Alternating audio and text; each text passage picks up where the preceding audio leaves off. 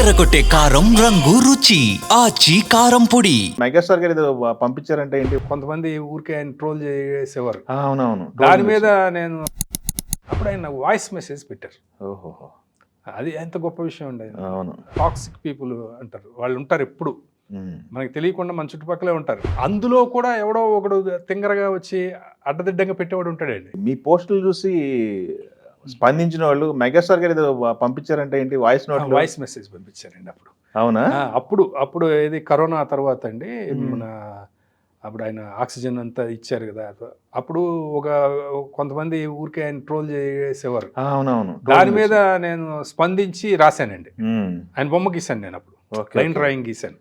Okay okay. Line drawing గీసి దాని మీద స్పందించి నేను రాశాను. ఆ రాసి ఫేస్బుక్ లో పోస్ట్ చేశాను అంతే. ఆయన చూసారా? అది ఆయన దాకా వెళ్ళింది, చాలా మంది పంపించారట. అప్పుడు ఆయన వాయిస్ మెసేజ్ పెట్టారు. ఓహోహో. అది ఎంత గొప్ప విషయం అండి. అవును. అసలు ఆఫ్టర్ ఆల్ నేను ఎవరిని ఆఫ్ కోర్స్ చెప్తున్నా అంటే, గొప్ప వాళ్ళందరూ అలాగే ఉంటారండి. గొప్ప వాళ్ళందరూ అలాగే ఉంటారు. మీకు నేను అదే ఎక్కడో రాశాను, వాళ్ళకి అభినందించడంలో, ప్రశంసించడంలో గొప్ప వాళ్ళకి పిసినార్తనం ఉండదు. అంతే, ఎంకరేజ్ చేయడంలో తప్పే ఉంది. అసలు వాళ్ళు ఎవరినైనా ఎంకరేజ్ చేస్తారండి.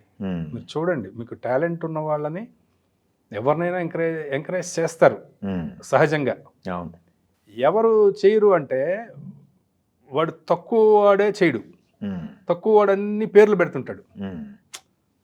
వాడు ఇలా పైకి వచ్చాడు, అలా పైకి వచ్చాడు, ఇలా చేసి పైకి వచ్చాడు, అలా చేసి, అంతేగాని వాడు టాలెంట్ తోటి వాడు పైకి వచ్చాడు అని అనరు. ఎక్కువ సోషల్ మీడియాలో వాళ్ళు ఏదో చెడు చూడాలని ట్రై చేస్తారు.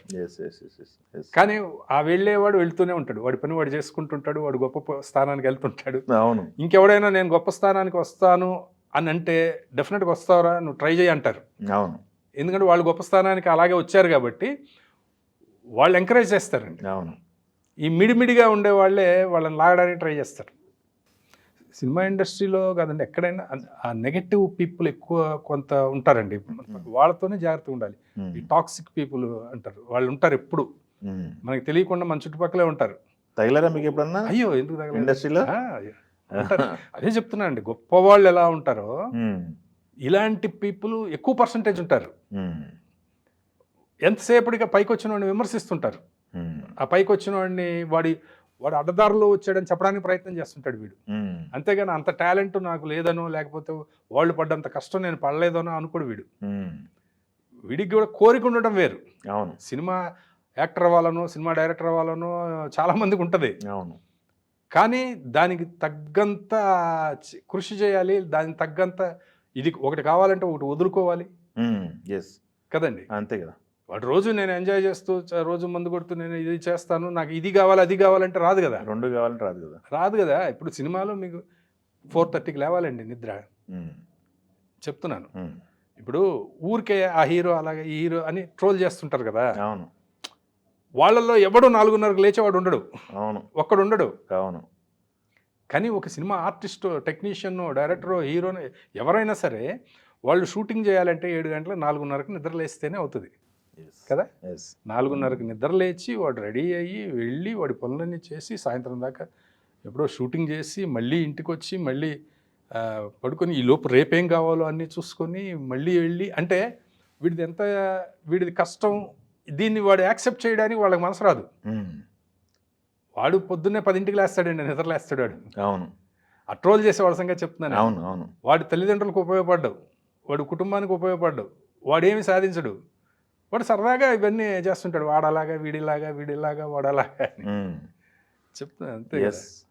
ట్రోలింగ్ అబ్జర్వ్ చేస్తుంటారు అసలు సోషల్ మీడియా చూడండి. అంటే నేను ఇందులో ఫేస్బుక్లో నేను పెట్టిన పోస్ట్కి వచ్చే కామెంట్స్ అన్ని చదువుతాను. అవునా? అన్నీ చదువుతాను. ఇంక యూట్యూబ్లు అవన్నీ నేను చూడండి అసలు ఇప్పుడు చూడలేదు కూడా. ఇప్పుడు కామెంట్స్ ఏం పెడతారు ఇవన్నీ అంటే వేస్ట్ అండి, దానివల్ల ఏం ఉపయోగం ఏం లేదు కదా. ఇప్పుడు ఫేస్బుక్లో అంటే ఇప్పుడు నేను రాసి పెట్టిన దానికి స్పందన ఎలా వస్తుంది అనేది నేను చూస్తాను. అవును. అందులో కూడా ఎవడో ఒకడు తింగరగా వచ్చి అడ్డదిడ్డంగా పెట్టేవాడు ఉంటాడండి. అవునా? అయ్యో, ఉంటారు. అది తక్కువ, చాలా తక్కువ. నాకు అసలు నథింగ్ అండి. అంటే ఇప్పుడు మీకు అవతల వాడు ఎందుకు వాడు గెల్లాలని గిచ్చాలని ఇది పెట్టాడా, వాడి స్పందన ఇప్పుడు నిజంగానే సద్విమర్శ ఇది, లేకపోతే వాడు ఊరికే మిమ్మల్ని గిల్లాలని గిచ్చాలని లేకపోతే ఈర్ష్యతోటి ఇంకో దాంతో పెట్టాడా అనేది మీకు తెలిసిపోద్ది అవును కదా. అవును ఆ కంటెంట్ మీద వాడు ఇలా కాదు ఇలా అని పెట్టాడు అనుకోండి, వాడిది రాంగ్ అనేది మనకు అర్థమైపోయినప్పుడు ఇమ్మీడియట్గా మనకు ఒక ఆప్షన్ ఉంది కదండి, డిలీట్, అవును తీసి పారేయటమే, బ్లాక్, అంతే. అంతకంటే దాని గురించి ఆలోచించడం, మనం వాడితో డిస్కషన్ పెట్టుకోవడం, అవును అసలు దానివల్ల ఏమైనా ఉపయోగం ఉందా? అవును కదండి. మీ మీద ఒక మురికి బంతి ఒకటి ఇసిరేసాడు, అవును దాన్ని పట్టుకుంటే మనకి మురికి అవుద్ది. అవును అసలు వదిలేసాం అనుకోండి, పక్కకెళ్ళిపోతే వాడి చేతులన్నీ ఆల్రెడీ మురికి అయిపోయి ఉన్నాయి, అవును వాడు మన మీదకి విసిరేస్తే మనం పక్కకి తప్పుకోవడమే, మనకేం కాదు. సేమ్ అంతేనండి. నేను అలాగే కొంతమంది భాష కొంచెం ఎక్స్ట్రా ఉపయోగిస్తుంటారు, అలాంటి వాళ్ళని అసలు ఇమ్మీడియట్గా బ్లాక్, అంతే. సూపర్. దాని గురించి అసలు వాడెవడో మనకు తెలియదు, వాడు ఎవడో కూడా మనకు తెలియదు కదండి. పైగా వాడి సంస్కారం ఏంటనేది వాడు భాషలో తెలిసిపోద్ది మనకి. ఇప్పుడు మీరు ఒక మాట చెప్పారండి నాకు, దాన్ని నేను వ్యతిరేకించవచ్చు, తప్పేం లేదు అసలు. కానీ వాడే భాష, ఆ భాషలో వాడి సంస్కారం తెలిసిపోద్ది. సూపర్. కాబట్టి తీసేయడమే. Super sir.